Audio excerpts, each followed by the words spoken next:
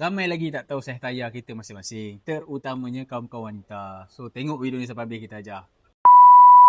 Hello guys, ajak sini.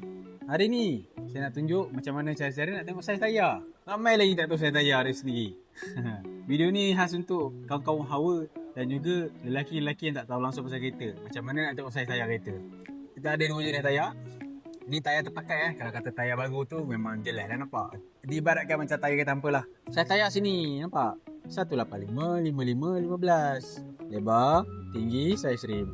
Ni 82H ke Z ke apa benda. Ini belakang ni abaikan je. Lepas tu mesti ada ni tahun tayar 4821.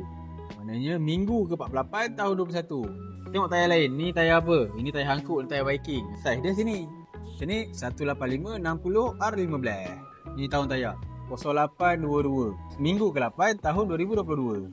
Macam tu je. Lepas tu side note sikit ni. Track wear nampak? Mesti ada punya dekat belah tayar hampa. Contoh, hampa pakai tayar ni. Track wear dia 420. Hampa rasalah sedap ke tak? Kalau kata rasa tak sedap awak, tanyalah kedai tayar waktu nak tukar tayar tu. Ada tak track wear yang rendah sikit? Tapi bila rendah sikit, dia sedap. Tapi dia tak tahan lama sangat lah macam yang hampa pakai tu. Itu je pasal tayar, simple.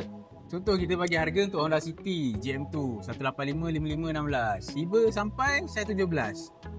Nanti hampa kata kita tipu. Padahal hampa nak tukar sport rim, kita bagi harga saiz standard dia. Macam itulah. Untuk mengelakkan kekeliruan, untuk mengelakkan hampa rasa hampa kena tipu. Itu yang penting saiz tayar. So, dah dapat ilmu, boleh share video ni untuk kawan-kawan lain yang tak tahu. Kalau ada apa-apa benda nak tanya, boleh komen, nanti kita akan jawab. Jangan lupa like dan follow kita, banyak ilmu kita mau kasih. Itu saja. Thank you, bye-bye.